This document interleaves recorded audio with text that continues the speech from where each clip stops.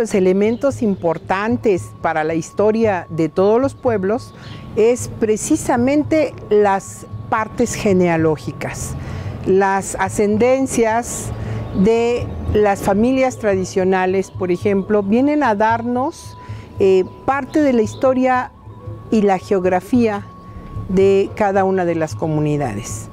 En este caso, el chichimeca xolotl lo vamos a poner en el centro de la historia de la cuenca, siendo a través de las alianzas matrimoniales de sus hijas, donde empieza a conformarse los espacios políticos y territoriales de la región que nos interesa.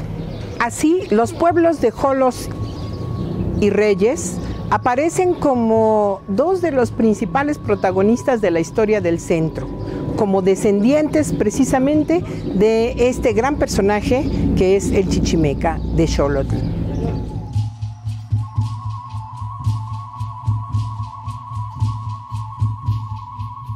En este tercer video se exploran las principales alianzas de un personaje central para la historia y la geografía de la parte norte de la antigua cuenca, el chichimeca xolotl. La posibilidad de explorar una parte de su genealogía nos llevará a la construcción de la historia de dos localidades llenas de tradición, San Lucas Xoloc y los Reyes Acosac. La historia del norte de la cuenca inicia con los chichimecas de Xolotl y con los distribuidos alrededor de Culhuacán, al sur de los pueblos nahuatlacas, último reducto tolteca en la cuenca. Estos chichimecas hacen acto de presencia cuando los gobernantes toltecas habían abandonado sus dominios.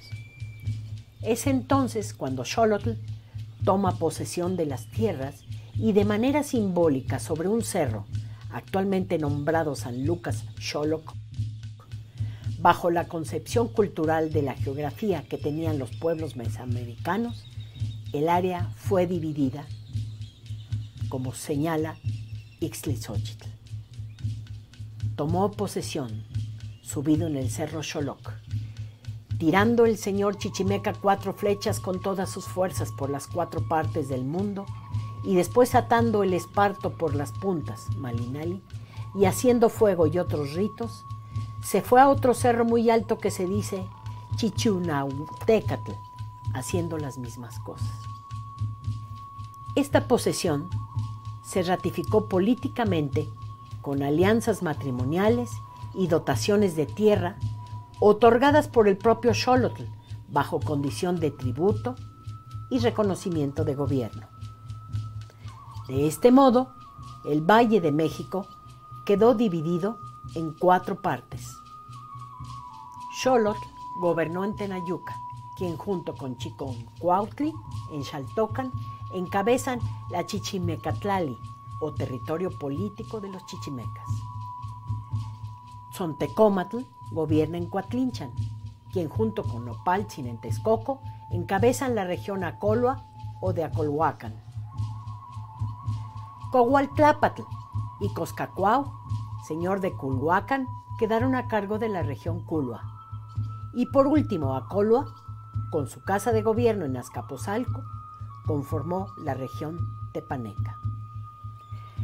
La exitosa estrategia de alianzas permitió no solo extender los dominios chichimecas, sino además garantizar el compromiso de tributo y subordinación a sus descendientes, por lo menos de 2 generaciones.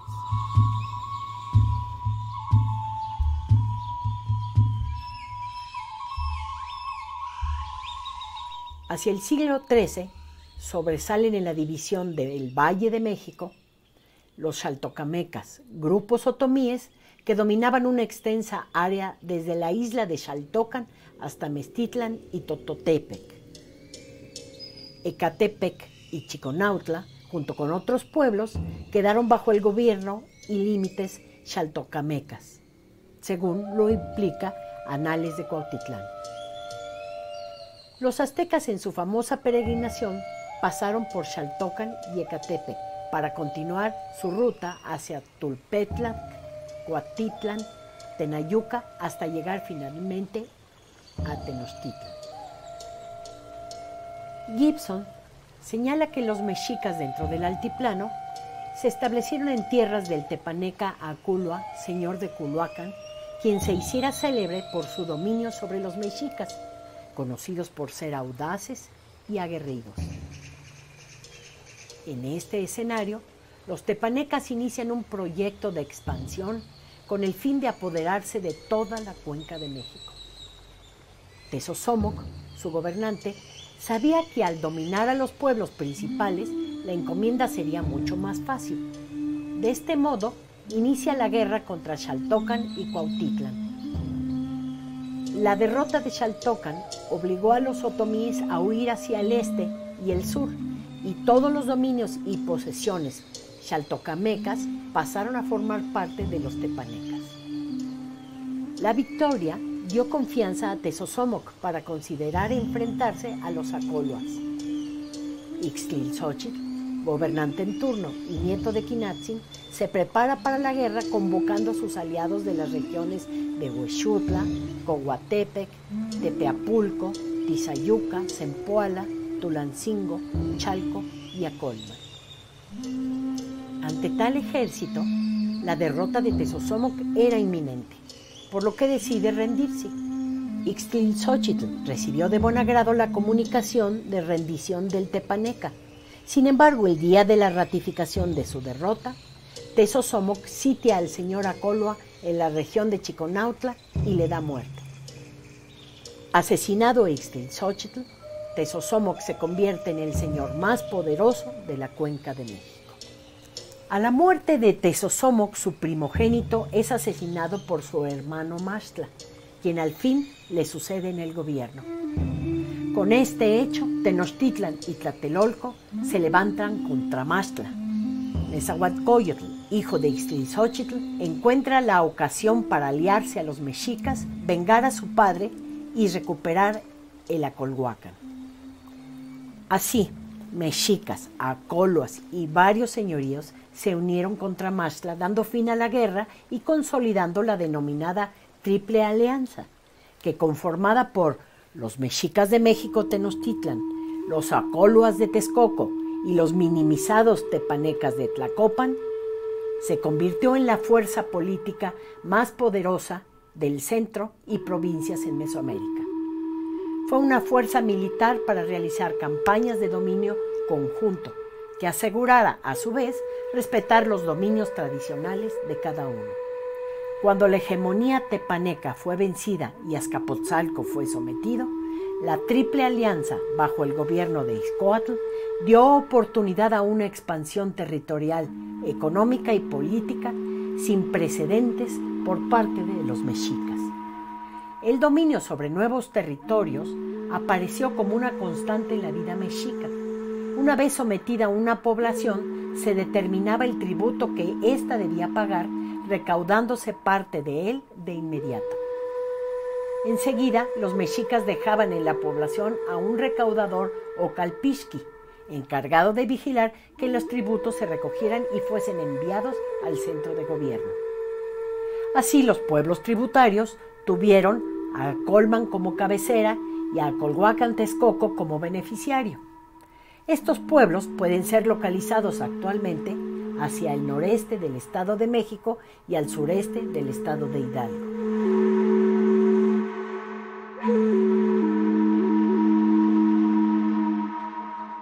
La llegada ibérica a tierras mesoamericanas marca un punto de ruptura en el desarrollo cultural de los pueblos de la Cuenca de México, quienes a través de la guerra de conquista fueron sometidos a un nuevo régimen de gobierno, a un nuevo sistema social y geopolítico al que bajo el mando de los españoles se les consideraba casi esclavos.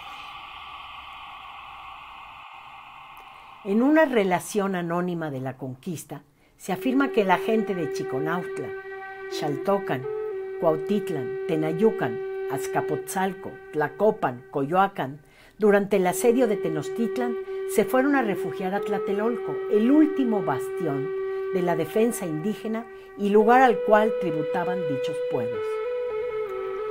Cabe señalar que la organización tributaria que imperaba antes de la conquista le fue muy útil a los españoles y se conserva en la Nueva España hasta 1524, atribuyendo a estos el derecho al tributo en especie y servicios de trabajo de los pueblos.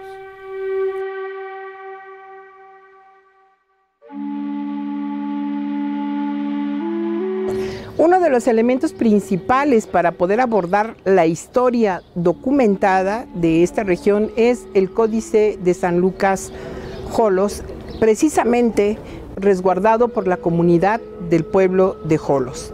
En este códice aparecen las relaciones geopolíticas de dos pueblos, el pueblo de Xolos y el pueblo de Reyes, que a partir de ellos vamos a hacer la reconstrucción de este lugar. Las mercedes reales permitieron la adquisición de pequeñas propiedades que en conjunto se constituirían en grandes extensiones de tierra, iniciándose de este modo el surgimiento de las haciendas, entre las cuales en esta región destacan 4. Hacienda Ojo de Agua, Hacienda de San Juan de la Labor, Hacienda La Redonda y Hacienda de Santa Lucía. Estas haciendas no influyeron significativamente en el modo de vida de los pueblos de indios, lo que permitió continuar con la producción de maíz y el aprovechamiento de los productos lacustres para subsistencia. En las relaciones del Arzobispado de México, donde se registraba el número de tributarios por pueblo, la relación de Chiconautla menciona 4 pueblos cabecera y sus pueblos sujetos: Chiconautla, Tecámac, Xaltocan y Ecatepec. Todos estos pueblos se denominarían después pueblos de indios. Esta organización paulatina del territorio, aunada al desecamiento de los lagos, permitió a la corona española establecer derechos y restricciones territoriales para dichos pueblos. Las comunidades tradicionales fueron reducidas a su iglesia, a sus casas con tierras o solares comunales, derecho denominado fundo legal de cada pueblo. Pero algunas restricciones resultaron en cierta medida benéficas. Se les permitía conservar su idioma y se prohibía a los españoles residir en los pueblos de indios. Estas condiciones contribuyeron a garantizar a las comunidades locales la conservación de una base de identidad cultural y territorial con algún tipo de libertad. Bajo estas condiciones, Xoloc quedó dividido en 2 partes: San Lucas y Los Reyes, con el pueblo de Tecámac como cabecera. Sin embargo, la situación no fue del todo armoniosa. De acuerdo con Felipe Castro, 2016, las zonas más fértiles, bien comunicadas o cercanas a las grandes ciudades, fueron objeto de interés para los españoles del virreinato, provocando problemas considerables a las tierras comunales de los indígenas, ya sea por despojo o por el daño que causaba la proliferación del ganado. Los problemas se agravaban debido a que las tierras no estaban claramente delimitadas. Cabe destacar que los pueblos cercanos al lago dejaban libres las tierras muy fértiles conforme éste se secaba. Esta situación natural desataba conflictos por la posesión de la tierra, así como fuertes disputas entre la gente y los hacendados. Uno de los conflictos significativos en la región se registró entre el pueblo de San Lucas y el de los Reyes contra la Compañía de Jesús, dueña de la hacienda de Santa Lucía, debido a la destrucción que provocaba el ganado de la hacienda a la siembra de estos pueblos. Una de las formas para resolver este tipo de problemas se logró por medio de las llamadas justicias, con la injerencia de gobernadores locales y de la Real Audiencia. De este modo, y continuando con el texto de Felipe Castro, una de las figuras legales más frecuentemente mencionadas es el fundo legal o tierras por razón del pueblo, creados en el siglo XVIII como parte de la obligación de los gobernantes para protección de sus gobernados.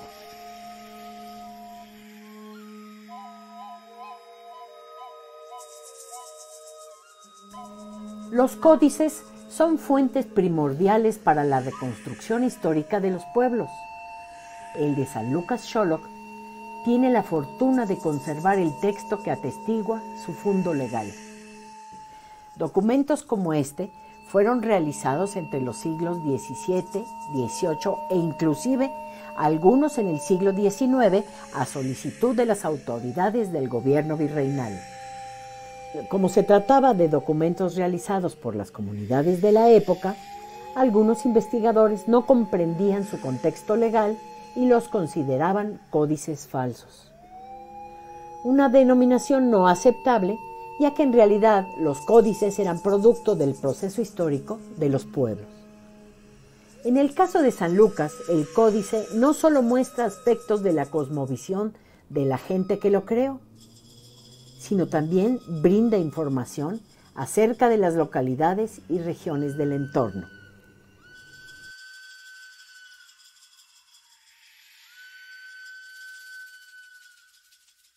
Es un documento pictográfico en papel amate con fragmentos de papel español, en forma de tira de 165 por 30 centímetros. De acuerdo con el análisis de tintas y papel, aunado a la fecha de construcción de la iglesia señalada en el libro de fábrica, el documento data alrededor del año 1765. No se puede decir que se trata de un manuscrito español producto de la vista de ojos que ordenaban los funcionarios coloniales con la finalidad de resolver litigios. Este códice no utiliza escalas ni unidades de medida occidentales, y su orientación no se relaciona con la cardinalidad europea, ya que el documento presenta la codificación mesoamericana al colocar en la parte superior el oriente. Un detalle crucial es que no está asignado por autoridades españolas. La certificación la realizan dos gobernadores indígenas, uno de los cuales porta un bastón de mando, y por una autoridad local que al parecer tiene el cargo de sacerdote en la forma prehispánica. Un tlacuilo dibujó el documento debido a que tiene el códice en la mano. Por las firmas que aparecen al final del documento escrito, es posible saber que las autoridades que lo testifican son don Francisco Valeriano, don Juan, don Jerónimo y don Luis. El códice muestra una forma particular de delimitación del espacio a través de las autoridades de gobierno, seguramente representantes del pueblo de Xoloc y reyes. También muestra que el tlacuilo es conocedor de las convenciones pictóricas tradicionales.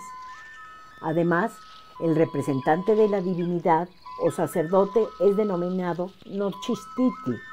Recordemos que estos personajes tenían la mayor representatividad antes de los españoles, pues no solamente estaban encargados de las cuestiones religiosas y rituales, sino también eran líderes políticos y militares, encargados del resguardo de los templos y representantes del Altépetl, símbolo del pueblo.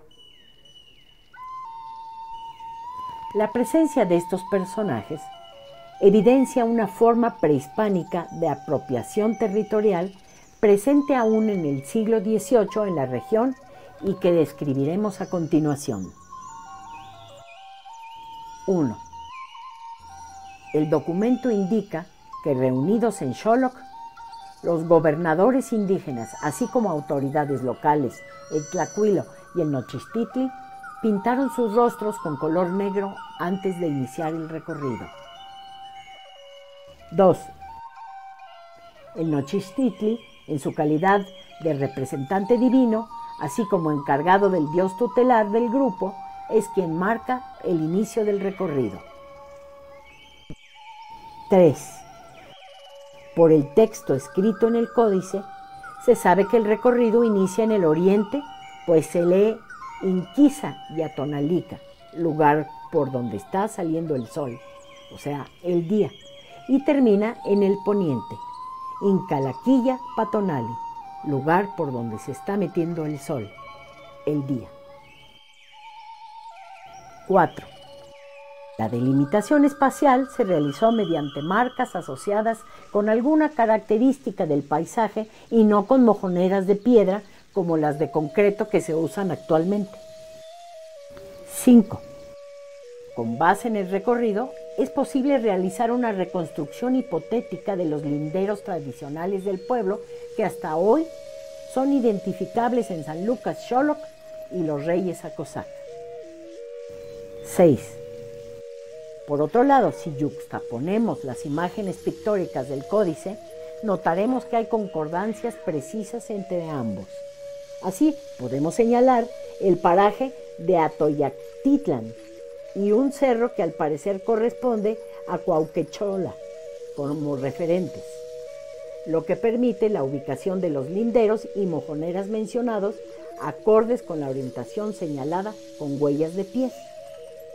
El códice entonces refiere a los límites territoriales del pueblo de Xoloc, indicados por elementos del paisaje y la geografía. 7. Finalmente, como señala Oomen, citado por Gilberto Jiménez, el territorio y la lengua son dos elementos fundamentales para la identidad. En el caso de Xoloc, es posible incluir el espacio como el escenario, que a razón de Barabas refiere el origen, filiación y autorreconocimiento, lo cual incluye tradiciones, costumbres y memoria histórica, simbolizadas a partir del contenido emocional de la gente. 8. Por lo anterior, territorio, lengua y espacio son parte esencial de la identidad. Evidencian también las relaciones geopolíticas manifiestas en un documento tradicional resguardado por la gente de San Lucas Xoloc, que en su momento lo elaboró.